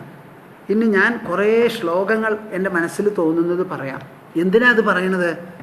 അനവധി കാര്യങ്ങൾ സാത്വികമാണെന്ന് വിചാരിച്ച് നിങ്ങൾക്ക് പരിശീലിക്കാനും കൊണ്ടു നടക്കാനും ബുദ്ധിമുട്ടാവും. അപ്പം നമുക്ക് കേന്ദ്രബിന്ദുവായിട്ടുള്ള ഒന്നിനെ പിടിക്കുക. അതെന്താ? നിങ്ങളുടെ ഹൃദയം, നിങ്ങളുടെ മനസ്സ്, അപ്പുറത്ത് ഈശ്വരനും. ഈ മനസ്സിനെയും ഈശ്വരനെയും ബന്ധിപ്പിക്കുന്നതായ ചില സ്തുതികളും കീർത്തനങ്ങളും സ്മരണകളും നിങ്ങൾക്ക് എപ്പോഴും ഉണ്ടാവണം. ഇപ്പോൾ ഋഗ്വേദത്തിലുള്ള ഒരു മന്ത്രമാണിത്. ആനോ ഭദ്രാഹ ക്രതവോ എന്തു വിശ്വതഃ. ലോകത്തിൽ എമ്പാട് നിന്നും എൻ്റെ ഉള്ളിലേക്ക് മംഗള ചിന്തകൾ പ്രവേശിക്കട്ടെ എന്ന്. ആ ഒരൊറ്റ വിചാരം ഉണ്ടെങ്കിൽ പോരെ. പക്ഷെ അത് എപ്പോഴും ഓർമ്മ നിൽക്കില്ല, ഓർമ്മ നിൽക്കണം. ഈ സാത്വികം എന്ന് പറഞ്ഞാൽ എന്താ? മനസ്സിൽ നിന്നും ബുദ്ധിയിൽ നിന്നും നിർഗളിക്കുന്നത്. ആ നിർഗളിക്കുന്നതിൽ എപ്പോഴും ഒരു മംഗള സ്വഭാവം ഉണ്ടാവും. എനിക്ക് അശുദ്ധമായിട്ടൊന്നും വേണ്ട, അശുഭമായിട്ടൊന്നും വേണ്ട, അശ്രീകരമായിട്ടൊന്നും വേണ്ട, നല്ലത് വേണം എന്നുള്ളൊരു തോന്നൽ അതെപ്പോഴും ഉണ്ടാവണം. അപ്പം നിങ്ങൾ ചെയ്യുന്ന പ്രവൃത്തികളിലെല്ലാം ഭക്ഷണം കഴിക്കുന്നത് വളരെ പ്രധാനമാണ്. ഒരു നേരം 3-4 തവണ നിങ്ങൾ ഭക്ഷണം കഴിക്കും. അതിൽ ഊണ് കഴിക്കുന്ന സമയത്തെങ്കിലും ഓടി ചെന്നിരുന്ന് നായ കപ്പി തിന്നമായിട്ട് തിന്നാണ്ടിരിക്കും. എന്തു വേണം? ആ ഭക്ഷണം കഴിക്കുന്നതിന് മുൻപ് നിങ്ങളുടെ മനസ്സിനെ ഒരു സാത്വികമായി ചിന്തിപ്പിച്ച് ആ ഭക്ഷണത്തിൽ പോലും ഒരു സാത്വിക സ്വാധീനം, ഒരു പ്രസരണം നമ്മൾ ഉണ്ടാക്കണം. അതിനാണ് സാധാരണ ഇതൊക്കെ ഈ പൂണൂലിട്ടവർ ഭക്ഷണം കഴിക്കുമ്പോൾ അതിന് ചില ക്രമങ്ങളൊക്കെ ഉണ്ട്. ആദ്യമായിട്ട് ആ ഇലയിടുമ്പോൾ ആ ഇലയിടുന്നതിന് മുൻപ് വെള്ളം കൊണ്ട് ആ ഭാഗം അങ്ങോട്ട് തുടയ്ക്കും. ഈ ചവിട്ടി നടക്കുന്ന സ്ഥലത്താണല്ലോ ഇലയിടുന്നത്. അപ്പോൾ അതൊന്ന് ശുദ്ധം ചെയ്യാൻ വേണ്ടി അവിടെ തുടച്ച് വെള്ളം കൊണ്ടൊന്ന് തുടച്ച് വെടുപ്പാക്കും. എന്നിട്ട് ഇല അവിടെ വയ്ക്കും. അതിൽ കുറേശ്ശെ ആയിട്ട് ആദ്യം ഒരു ഉപസ്തരണം, ശുദ്ധീകരണം ഉണ്ട്. സാധനങ്ങളൊക്കെ വിളമ്പി ഉപസ്തരിച്ചു എന്നുണ്ടെങ്കിൽ അവരെന്താ ചെയ്യുക? കയ്യിലൊരു സ്പൂൺ ഉദ്ധരണി കൊണ്ട് വെള്ളം ഒഴിച്ചിട്ട് മന്ത്രങ്ങൾ പറഞ്ഞ് ഓം ഭൂർഭുവസ്സുഹ എന്നൊക്കെ പറഞ്ഞ് 5 പ്രാണനും പരബ്രഹ്മത്തിനുമാണ് ഭക്ഷണം കഴിക്കണേ എന്ന് പറഞ്ഞിട്ടാണ് അവർ ഭക്ഷണം കഴിക്കുക. പിന്നെ ഊണുള്ളൂ. അതേ മന്ത്രങ്ങളാണ് ഞാൻ മുമ്പ് പറഞ്ഞതുപോലെ ഈശ്വരന് നിവേദിക്കുന്ന സമയത്ത് നമ്മൾ ജപിക്കുന്ന മന്ത്രം അതേ മന്ത്രമാണ്. പ്രാണായ സ്വാഹ, അപാനായ സ്വാഹ, വ്യാനായ സ്വാഹ എന്നൊക്കെ പറഞ്ഞ്. അപ്പം നമ്മൾ ഊണ് കഴിക്കണത് ദൈവം സൃഷ്ടിച്ചു തന്ന ശരീരത്തിന് അത് നിലനിൽക്കാൻ വേണ്ടി ഒരു ദേവന് നിവേദ്യം സങ്കല്പിക്കുന്നത് പോലെ നാം ഭക്ഷണം വായിലൂടെ വയറ്റിലേക്ക് കൊടുക്കുക. ഇതാണ് നമ്മുടെ മനസ്ഥിതി. ഇത് പൂർണ്ണമായിട്ട് നിങ്ങൾക്ക് പെട്ടെന്ന് ചിന്തിക്കാൻ പറ്റുമെന്ന് എനിക്ക് തോന്നുന്നില്ല. അപ്പോൾ കുറച്ചെങ്കിലും അതിലൊരു ദിവ്യഭാവം, ഒരു സമർപ്പണ ഭാവം വരട്ടെ. അതിന് പറ്റിയിട്ടുള്ള 2 ശ്ലോകം നിങ്ങളോട് ഞാൻ പറയാം. അന്നപൂർണേ സദാപൂർണേ ശങ്കരപ്രാണവല്ലഭേ ജ്ഞാനവൈരാഗ്യസിദ്ധ്യർത്ഥം ഭിക്ഷാം ദേഹി ച പാർവതി മാതാ മേ പാർവതി ദേവി പിതാ ദേവോ മഹേശ്വരഃ ബാന്ധവാ ശിവഭക്താശ്ച സ്വദേശോ ഭുവനത്രയം. ഈ 2 ശ്ലോകങ്ങൾ നിങ്ങളും നിങ്ങളുടെ കുടുംബാംഗങ്ങളും ദിവസേന 2 നേരമെങ്കിലും ഭക്ഷണം കഴിക്കുമ്പോൾ ചൊല്ലണം. അപ്പോൾ കുട്ടികളോടൊക്കെ ഒന്ന് പറയുക, അതെ എന്തെങ്കിലും ഒരു സാധനം വിളമ്പി, എല്ലാം കൂടി ചോറും ഉണ്ട്, 4 കൂട്ടം കറിയുണ്ട്, ഓരോന്നോരോന്നായിട്ടാണ് അമ്മ വിളമ്പണത്. ആദ്യം കൊണ്ട് വിളമ്പി അത് ഇഷ്ടം തോന്നി എടുത്തങ്ങോട്ട് തിന്നു. അരുത്. കുട്ടിയോട് പറയണം പാടില്ല എന്ന്. സാധനങ്ങളൊക്കെ വിളമ്പട്ടെ. വിളമ്പിയതിന് ശേഷം കയ്യിലൊരു സ്വല്പം വെള്ളമെടുത്ത് ഈ മന്ത്രം ചൊല്ലി ആ മന്ത്രം ആദ്യം സേവിച്ചിട്ട് ഭക്ഷണം കഴിക്കുമെന്ന്. വാസ്തവത്തിൽ ഇത് മന്ത്രമല്ല, ഒരു സ്തുതിയാണ്. മന്ത്രം എന്ന് പറഞ്ഞുകൂടാതെ അത് നിങ്ങൾ കുട്ടികളെ പഠിപ്പിക്കണം. എത്ര ദിവസം വേണ്ടി വരും? ഒരാഴ്ച ചൊല്ലുമ്പോഴേക്ക് അവർക്കൊക്കെ ഇത് കാണാപ്പാടാവും. പക്ഷേ അക്ഷരശുദ്ധിയോടുകൂടി ചെല്ലൂ. അന്നപൂർണേ സദാപൂർണേ ശങ്കരപ്രാണവല്ലഭേ ജ്ഞാനവൈരാഗ്യസിദ്ധ്യർത്ഥം ഭിക്ഷാം ദേഹി ച പാർവതി. നമ്മുടെ ചോറുണ്ടല്ലോ, ഈ ചോറിനെ അന്നപൂർണേശ്വരി എന്നാണ് നമ്മുടെ സങ്കല്പം. വെറും ചോറെന്ന് നമ്മൾ പറയുന്നില്ല. ആ ചോറ് കഴിക്കുന്നത് പോലും നമ്മെ സംബന്ധിച്ചിടത്തോളം ഒരു പൂജയും ഒരു നിവേദ്യവുമാണത്. ആർക്കാ നിവേദിക്കണത്? നമ്മുടെ ശരീരത്തിന്. ശരീരത്തിൽ കുടികൊള്ളുന്നതോ പരമാത്മാവായ പരമേശ്വരനായ ജീവൻ. ആ ജീവന് നിലനിൽക്കാനുള്ള ശരീരം കേടുപാട് കൂടാതെ നിലനിൽക്കണം എന്ന് വിചാരിച്ച് അതിനു വേണ്ടിയിട്ടുള്ള ഊർജം നൽകാൻ വേണ്ടി ഭക്ഷണം കൊടുക്കുകയാണ് വാസ്തവത്തിൽ. നമ്മൾ ശരീരത്തിന് ഭക്ഷണം കഴിച്ചാൽ ആ ശരീരത്തിൽ താമസിക്കുന്നതാരാ? അതാണല്ലോ ജീവൻ. ആ ജീവൻ എന്താ? ഈശ്വരൻ തന്നെ. അപ്പം ഈശ്വരൻ്റെ വാസസ്ഥാനമായ ദേഹത്തെ നിലനിർത്താൻ വേണ്ടി കഴിക്കുന്ന ഭക്ഷണം വലിയൊരു നിവേദ്യമല്ലേത്?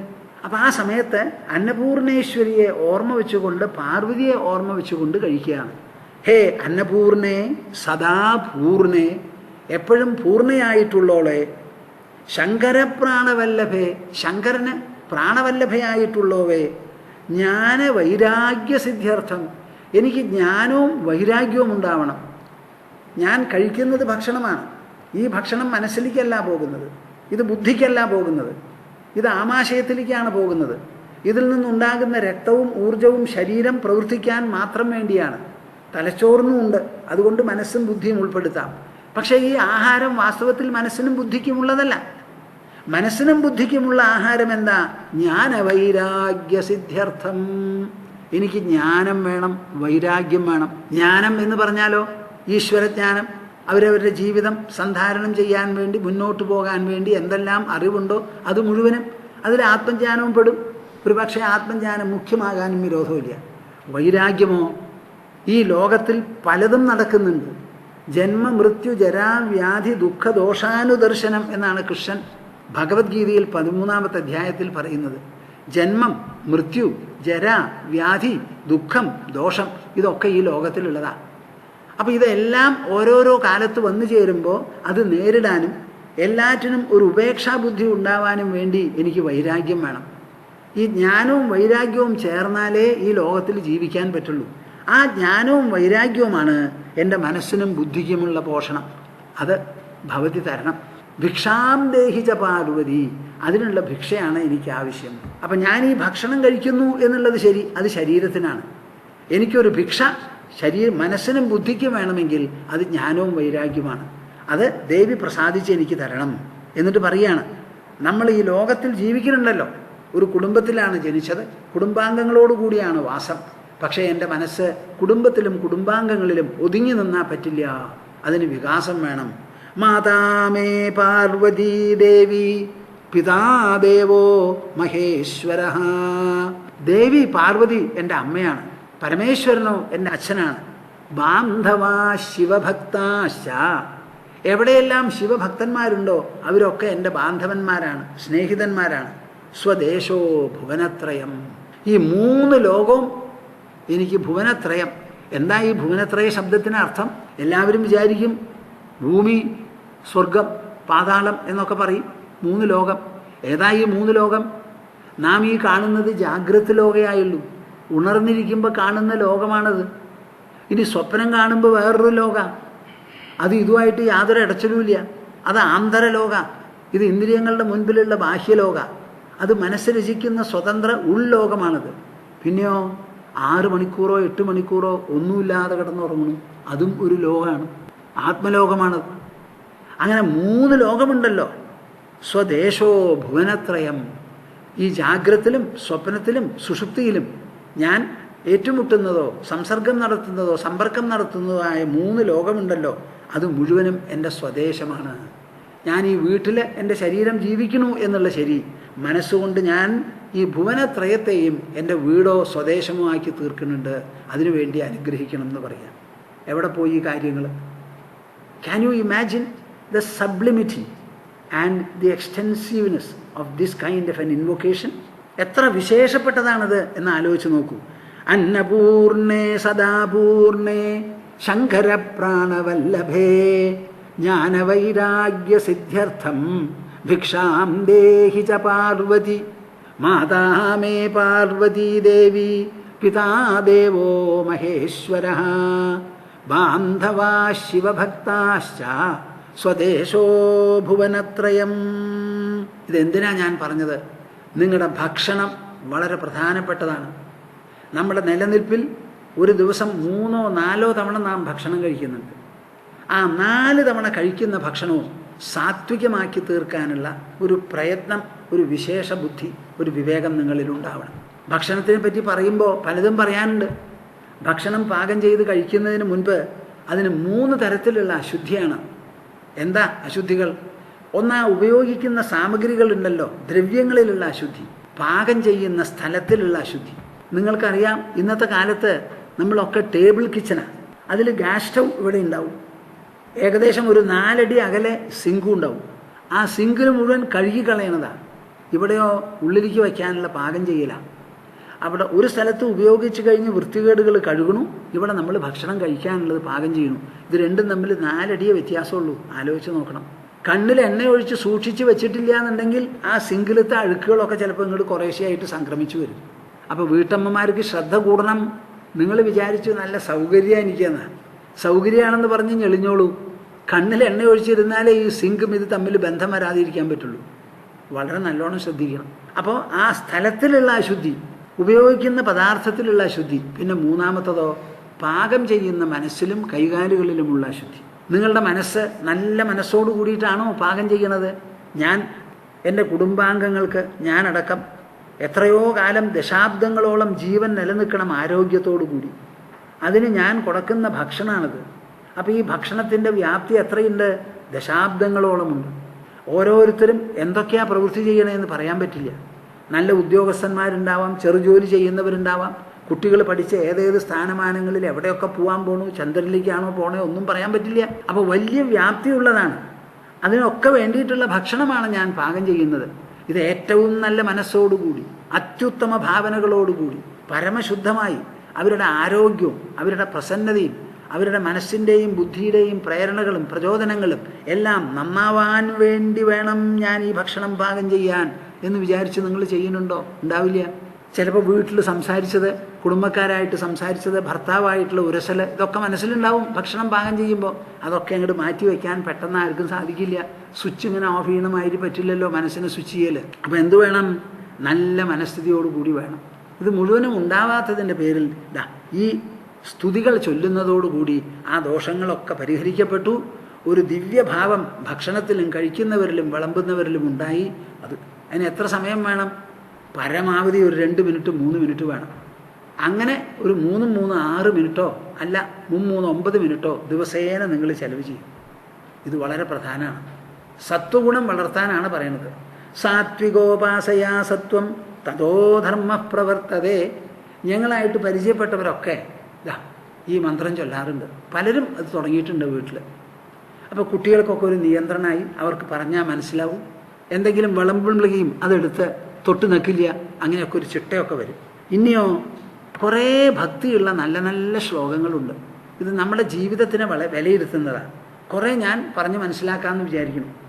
സാവാഗ്യയാ തസ്യ ഗുണാൻ ഗൃണീതേ കരൗ ച തത്കർമ്മകരൗ മനശ്ച സ്മരേദ് വസന്തം സ്ഥിരജംഗമേഷു ശൃണോതി തത്പുണ്യകഥാഃ സ പുണ്യഃ.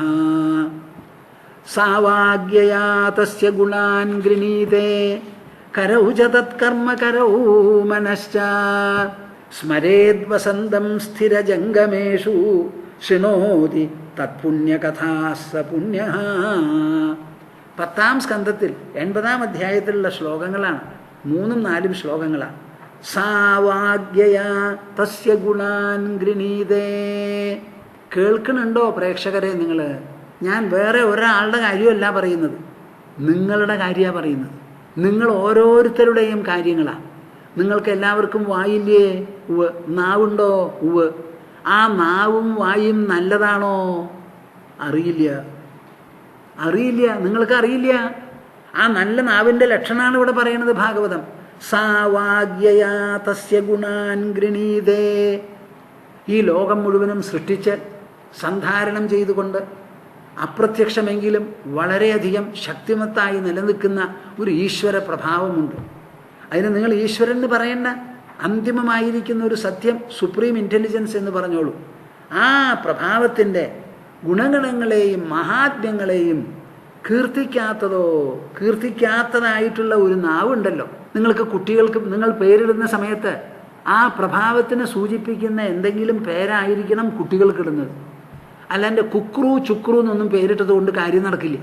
നല്ല പേരിടണം കുട്ടികൾക്ക്. ആ പേര് വിളിക്കുമ്പോഴും കേൾക്കുമ്പോഴും നമ്മുടെ മനസ്സിന് ഒരു പവിത്രത വേണം. കുക്രു ചുക്രു എന്ന് പറഞ്ഞാൽ ചില കുട്ടികളൊക്കെ ഇവിടെ വരുമ്പോൾ ഞാൻ പേര് ചോദിക്കും. അവർ പറയും എനിക്ക് മനസ്സിലാവില്ല. അടുത്ത് വിളിച്ച് ചോദിക്കുമ്പോഴാണ് എന്തെങ്കിലും പറയവർ. ഒരർത്ഥമൊന്നുമില്ല ആ പേരിനെ. എന്താ അതിനർത്ഥം? സാവാഗ്യയാ തസ്യ ഗുണാൻ ഗൃണീതേ. ആ ഭഗവാന്റെ ഗുണങ്ങൾ, ഈശ്വരൻ്റെ ഗുണങ്ങൾ എന്ന് പറഞ്ഞാൽ ആ അന്തിമ സത്യത്തിൻ്റെ ഗുണമാഹാത്മ്യങ്ങളുണ്ടല്ലോ, അതിനെ കീർത്തനം ചെയ്യാത്തതായ വാക്കല്ലാന്ന്. അപ്പം നിങ്ങൾക്കൊക്കെ വാക്കും നാവും ഉണ്ടോ എന്ന് പറഞ്ഞോളൂ. മനുഷ്യൻ്റെ നാവാണെങ്കിൽ അതിങ്ങനെ ചെയ്യണം. കരൗ ച തത്കർമ്മകരൗ.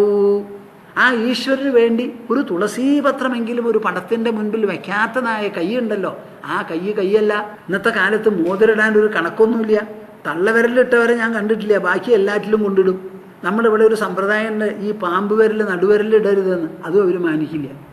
അവർക്ക് മോതിരിടണം. ഒന്നിലോ തൻ്റെ കയ്യിലുള്ളത് കാണിക്കാൻ, അല്ലെങ്കിലോ ആരെങ്കിലും ഒരാൾ പറഞ്ഞിട്ടുണ്ടാവും ആ രത്നമുണ്ട് ഈ രത്നമുണ്ട് അത് വെച്ചോളൂ, ഇത് കൂടി അത് എന്നൊക്കെ പറഞ്ഞിട്ട്. ജെമ്മോളജി. എന്തതിന് വല്ല കണക്കുണ്ടോ? അങ്ങനെ വാച്ചും മോതിരവും ഒക്കെ കെട്ടിയിട്ടുള്ള ആൾക്കാരൊക്കെ ഉണ്ടല്ലോ. അതൊന്നുമല്ല ശരിയായിട്ടുള്ള കയ്യ്. ശരിയായിട്ടുള്ള കയ്യാവണമെങ്കിൽ കരൗ ച തത്കർമ്മ കരൗ, ആ ഈശ്വരന് കൈങ്കര്യം സേവ എന്നുള്ള നിലയ്ക്ക് എന്തെങ്കിലും ചെയ്യുന്നുണ്ടെങ്കിൽ മാത്രമേ ആ മനുഷ്യ കൈകളായി കണക്കാക്കാൻ പറ്റുള്ളൂ. സ്മരേത് വസന്തം സ്ഥിരജംഗമേഷു ശൃണോതി തത്പുണ്യകഥാസ പുണ്യ. ആ മനസ്സാണ് ശരിയായ മനസ്സ്. ഏത് മനസ്സ്? സ്മരേത് വസന്തം സ്ഥിരജംഗമേഷു. സ്ഥിരജംഗമേഷു എന്താ അതിനർത്ഥം? സ്ഥിരജംഗമം എന്ന് പറഞ്ഞാൽ സ്ഥാവരം ജംഗമം എന്ന് രണ്ടാണല്ലോ ക്രിയേഷൻ. ജംഗമം എന്ന് പറഞ്ഞാൽ ഗമിക്കുന്നത്, ഒരു സ്ഥലത്തിൽ നിന്ന് വേറെ ഒരു സ്ഥലത്തിലേക്ക് പോകുന്നത്. സ്ഥാവരം എന്ന് പറഞ്ഞാൽ നിന്നേടത്ത് തന്നെ ഇരുന്നേടത്ത് തന്നെ ഇരിക്കുന്നത്. ചരാചരങ്ങൾ എന്നൊക്കെ പറയില്ലേ, മൊബൈൽ ആൻഡ് ഇമ്മൊബൈൽ എന്നൊക്കെ, അതാണ് ഇതിനർത്ഥം. അപ്പോൾ സ്മരേത് വസന്തം, വസന്തം എന്ന് പറഞ്ഞാൽ സ്ഥിതി ചെയ്യുന്നത്. എവിടെ സ്ഥിതി ചെയ്യുന്നു? സ്ഥിരജംഗമേഷു, സ്ഥാവരങ്ങളിലും ജംഗമങ്ങളിലും ഒരുപോലെ സ്ഥിതി ചെയ്യുന്ന ഈശ്വരനെ സ്മരിക്കുന്ന മനസ്സ് മാത്രമേ മനസ്സായിട്ടുള്ളൂ. ബാക്കിയുള്ളതിനോ പൊല്ലാപ്പ് എന്ന് പറയണം. ആ മനസ്സാണ് മനസ്സ്. സ്ഥിരജംഗമങ്ങളിലും ഒരുപോലെ അധിവസിക്കുന്ന ഈശ്വരനെ കുറിച്ച് സ്മരിക്കുന്ന മനസ്സ്. ശൃണോതി തത് പുണ്യകഥാസ പുണ്യ. ആ ഈശ്വരൻ്റെ പുണ്യകഥകളുണ്ടല്ലോ, ആ കഥകൾ പറയുന്ന സ്ഥലത്തോ പാടുന്ന സ്ഥലത്തോ ചെന്നുപെട്ട് അത് കേൾക്കുക, അല്ലെങ്കിൽ സ്വയം വായിച്ച് കേൾക്കുക. അതാണ് ശരിയായിട്ടുള്ള ചെവികളും കാതുകളും കർണപുടങ്ങളും. എത്ര ഭംഗിയായിട്ട് ഭാഗവതം തുറന്നു പറയണു. സാവാഗ്യയാ തസ്യ ഗുണാൻ ഗൃണീതേ കരൗ ച തത്കർമ്മ കരൗ മനശ്ച സ്മരേത് വസന്തം സ്ഥിരജംഗമേഷു ശൃണോതി തത് പുണ്യകഥാസ പുണ്യ. ശിരസ്തു തസ്യോഭയലിംഗമാനമേത്. ആ ഭാഗവതത്തിൻ്റെ പ്രൗഢഗംഭീരമായിട്ടുള്ള പ്രസ്താവനകളാണത്.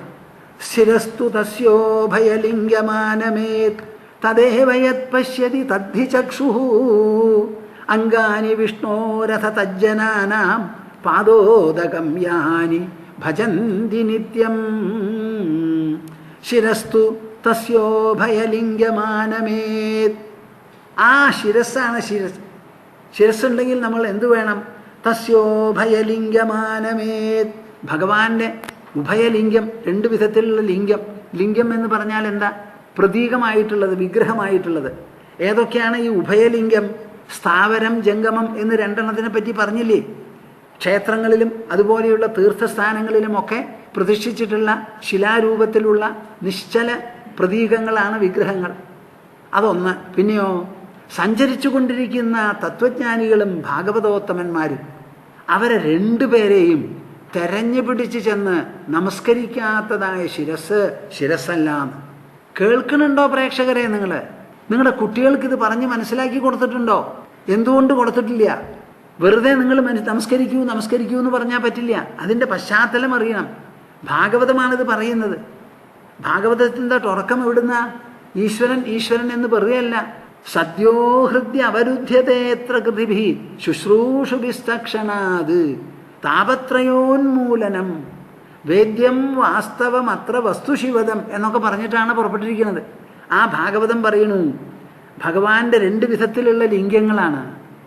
വിഗ്രഹങ്ങൾ മാത്രം പോരാ. വിഗ്രഹങ്ങൾ പേശാമടന്തകളാ, സംസാരിക്കില്ല. നമ്മളോട് സംസാരിച്ച് അഭിസംബോധന ചെയ്ത് പല കാര്യങ്ങളും പറഞ്ഞു തരും എന്നുള്ളത് ആരാ? തത്വജ്ഞാനികളാണ്. യദുചക്രവർത്തി പോകുമ്പോഴാണ് അവധൂതനെ കണ്ടത്. കണ്ടപ്പോൾ ഇറങ്ങി നമസ്കരിച്ചു. അദ്ദേഹത്തിനെ കണ്ടപ്പോൾ തോന്നി അദ്ദേഹം ഒരു മഹാത്മാവാണെന്ന്. ഉടനെ നമസ്കരിച്ച് അദ്ദേഹത്തിനോട് പറയാനുള്ളത് പറഞ്ഞപ്പോൾ 24 ഗുരുക്കളെയാണ് അവതരിപ്പിച്ചത്.